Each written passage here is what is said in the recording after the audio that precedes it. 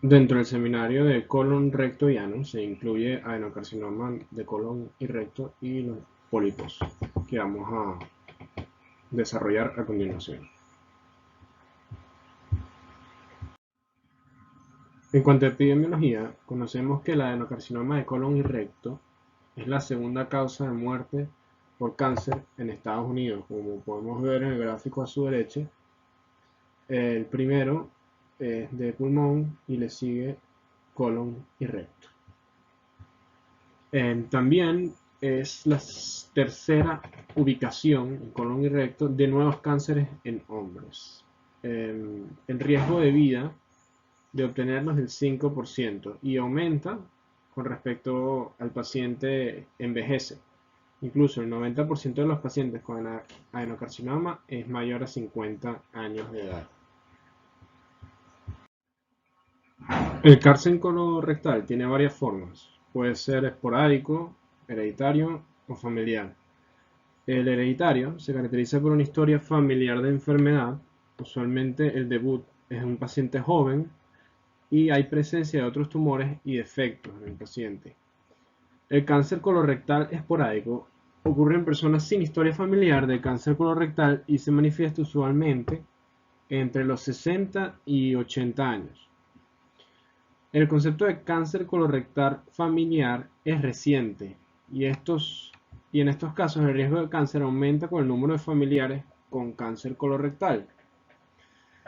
En cuanto a la genética del cáncer colorectal, se ha dilucidado más o menos la progresión del pólipo adenomatoso benigno a carcinoma invasivo.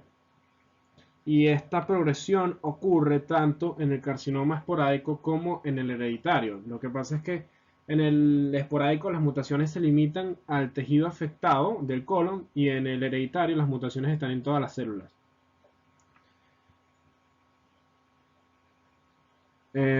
Bueno, y van a involucrar varios tipos de tumores, entre ellos genes supresores tumorales, reparadores de ADN, protoncogenes y va a haber también hipermetilación de promotores. En pantalla se puede ver la progresión de Firm-Wolkenstein, que es la más aceptada actualmente. Es el modelo más aceptado de carcinogénesis y incluye varias mutaciones que ocurren en secuencia a lo largo del tiempo. Usualmente la primera en aparecer es el APC, que es un gen supresor tumoral. Luego el KRAS, que es un protoncogen, promotor de crecimiento. Pasa ahí al adenoma intermedio, luego pierde el DCC, se convierte en un adenoma tardío y luego finalmente con la pérdida del P53, que es el gen que inhibe, o mejor dicho, exacto, es un gen que inhibe el crecimiento tumoral y promueve la apoptosis en células que están dañadas. Y una vez que lo pierde, pues hay una conversión maligna de carcinoma que rápidamente puede ser metástasis.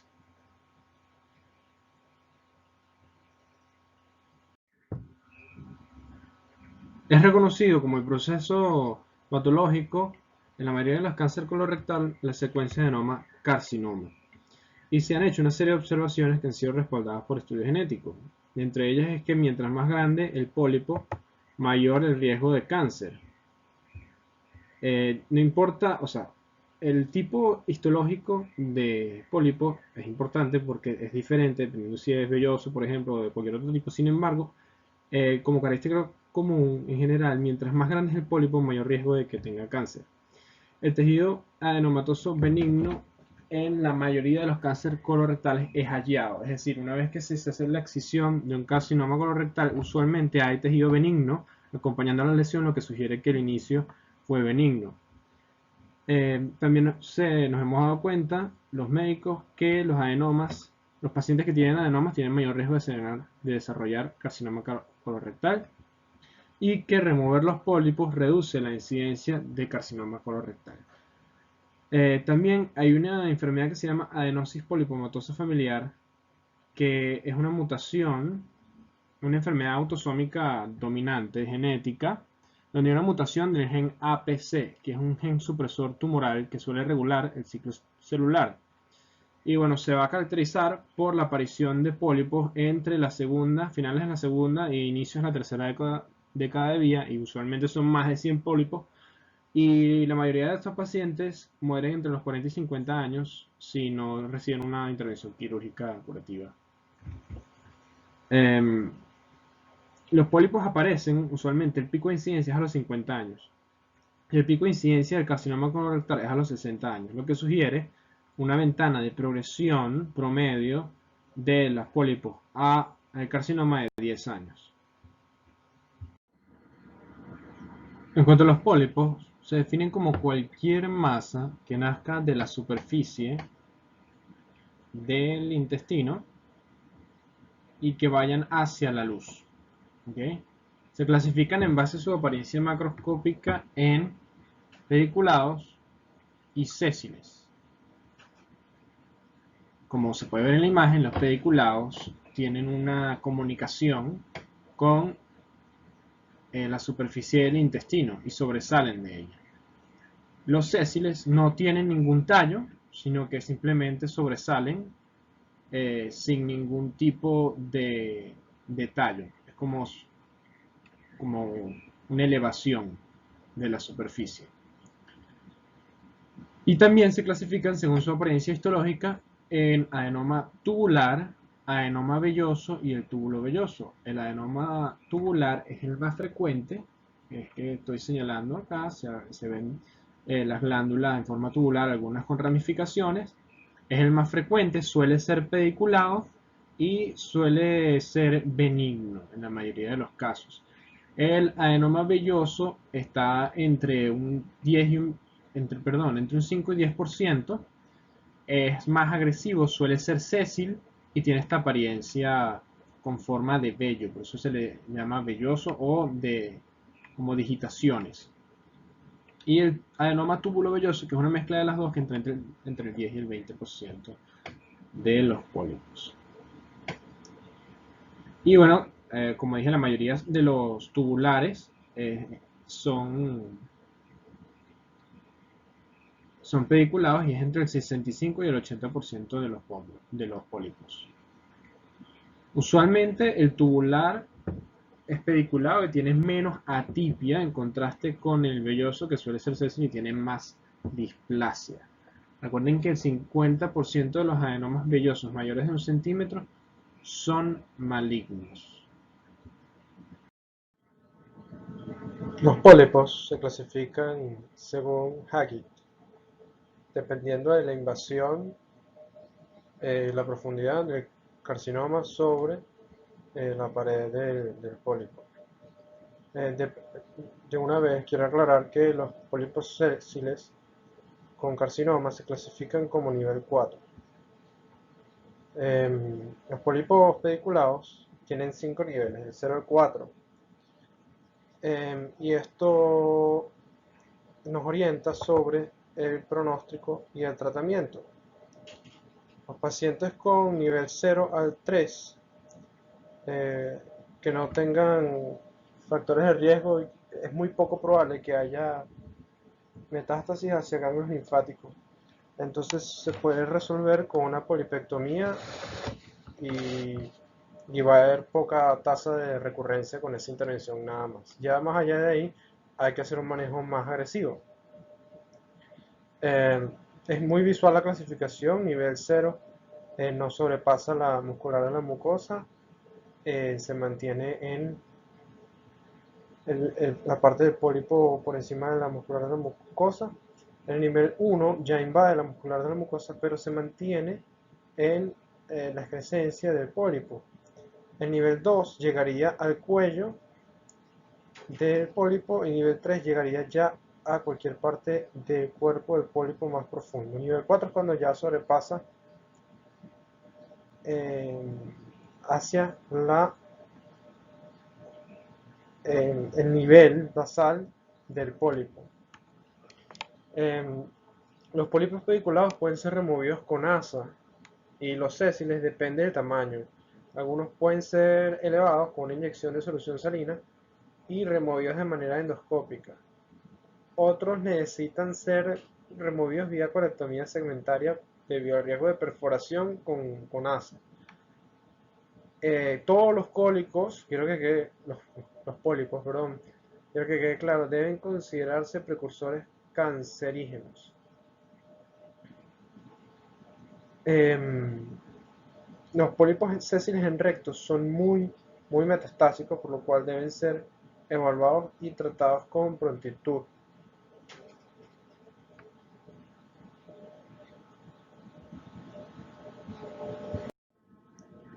Los signos y síntomas del cáncer de colon son variados, no específicos, y dependen de la ubicación del tumor, así como la constricción de la luz por parte del tumor. El cáncer colorectal, especialmente del lado izquierdo, puede ocasionar hematoquesia, que veremos más adelante. Los del lado derecho suelen ocasionar melena. La hematoquesia se diferencia de la melena, que la hematoquesia es sangre roja rutilante saliendo por el ano cuando el paciente defeca. En cambio, la melena es una especie de evacuación pseudopastosa, que vamos a ver una imagen más adelante con un olor particular que no es propiamente sangre, sino sangre que ha pasado suficientemente tiempo en el tracto digestivo como para degradarse y tener un aspecto gelatinoso. Más adelante vamos a ver la imagen. Usualmente el sangrado suele ser asintomático y es descubierto debido a anemia que tiene el paciente cuando se hace un examen de rutina, o debido a síntomas de fatiga que hacen que el médico de familia haga exámenes de rutina y descubra la anemia. Eso nos debe hacer investigar que cualquier deficiencia de hierro en un hombre o en una mujer no menstruando debe hacernos pensar en la posibilidad de que el sangrado provenga del tracto gastrointestinal. Como he mencionado, el sangrado se suele asociar al cáncer colorectal. Sin embargo, un tercio de los pacientes con cáncer colorectal no tienen sangre oculta en heces al hacer el examen. El cáncer del lado izquierdo suele ser constrictivo. Los pacientes suelen presentar constipación, cambios en el hábito intestinal. Déjenme poner el apuntador. Constipación, cambios en el hábito intestinal. Los cánceres del sigmoides pueden imitar una diverticulitis, debutando con dolor abdominal, fiebre y síntomas obstructivos. El cáncer del lado izquierdo también puede causar fístula colovesical y colovaginal, cosa que también se puede manifestar en una diverticulitis. Y bueno, les puse la imagen de la hematoquesia para que pudieran hacer asociación con que es diferente de la melena y una sangre roja rutilante. El cáncer de colon derecho se manifiesta con melena, que aquí por fin tenemos la imagen, fatiga, que está asociada a la anemia debido al sangrado, y si el tumor es avanzado podría haber dolor abdominal. La colonoscopia es el gold standard junto con la biopsia, obviamente con la colonoscopia y la biopsia. Toma de biopsia, luego la colonoscopia es el gold standard para hacer el diagnóstico de esta enfermedad.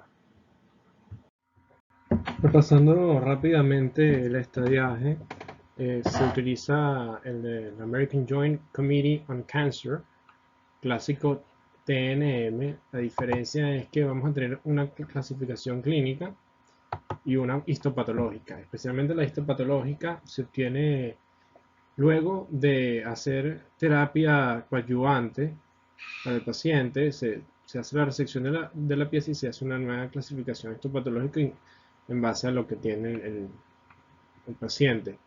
La clínica, pues la historia, el examen físico y los resultados de la endoscopia. También va a incluir la tomografía computarizada o resonancia magnética y PET scan para evaluar la enfermedad metastásica. Y bueno, resaltar que el TNMP patológico provee una base para el pronóstico y consideración de la terapia ayudante.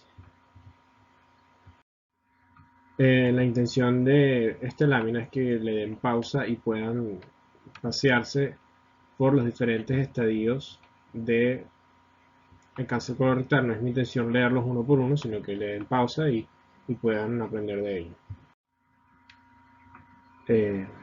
Aquí otra vez pueden darle pausa y y estudiarlo.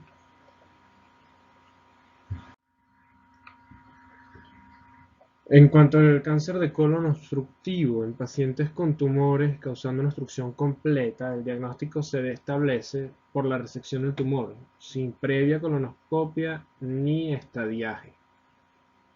En estas instancias es recomendable realizar un enema con contraste soluble en agua para hacer una buena ubicación anatómica de la lesión. Antes se realizaba la operación de Hartmann, ¿okay? Porque realizar una anastomosis primaria tenía alto riesgo de fuga de contenido intestinal hacia la cavidad peritoneal.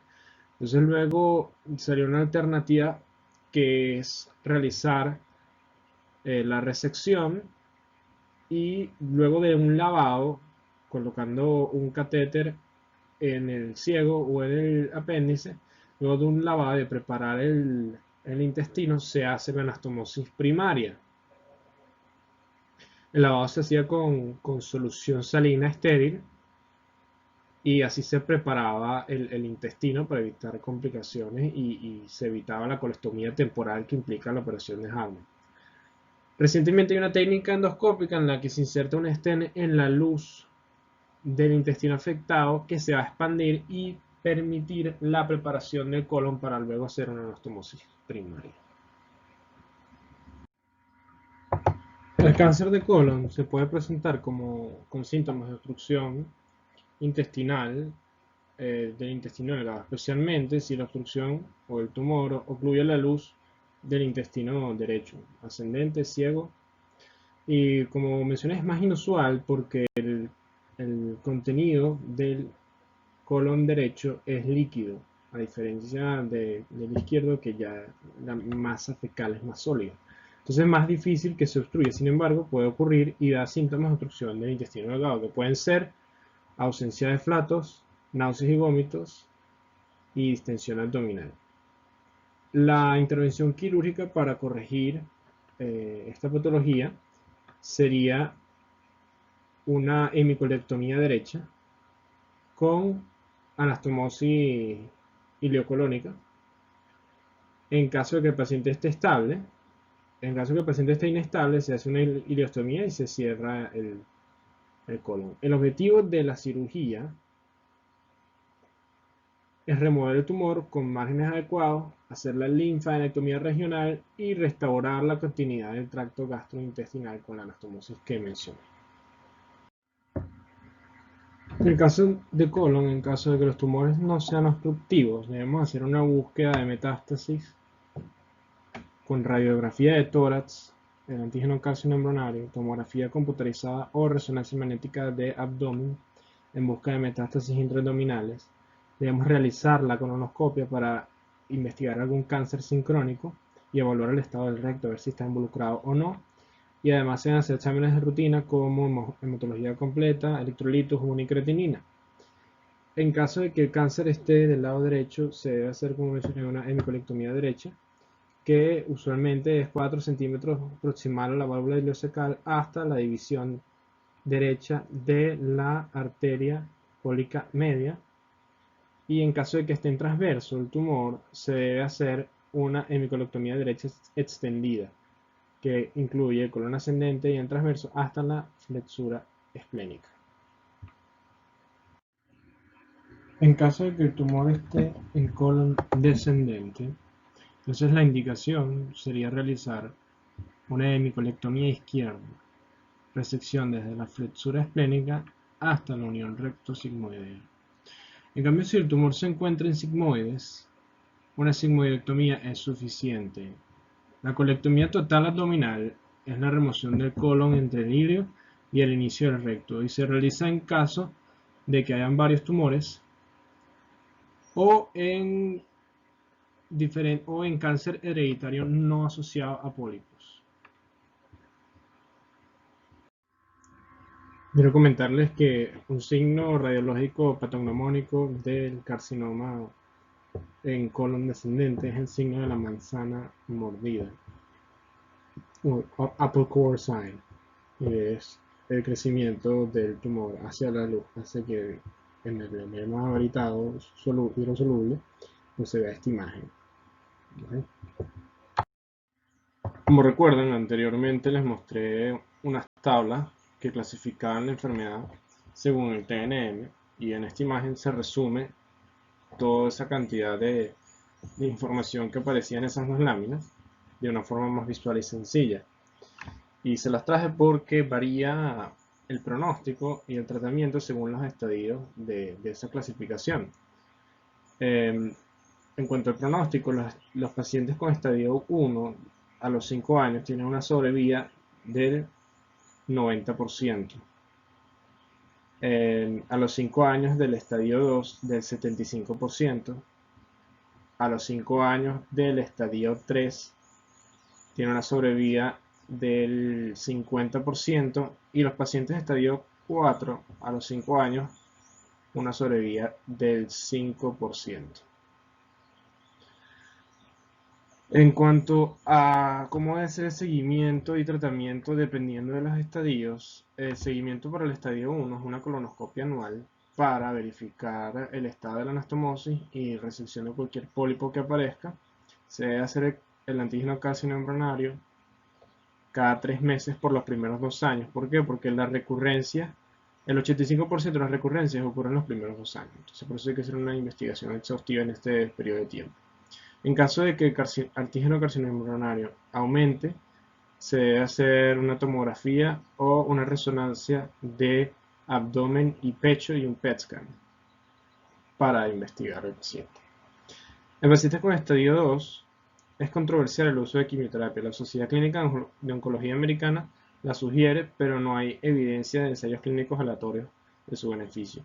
Sin embargo, igual se debe hacer el antígeno carcinoembrionario cada 3 meses por 2 años y luego cada 6 meses por 5 años, y tomografía computarizada anual de abdomen y pecho.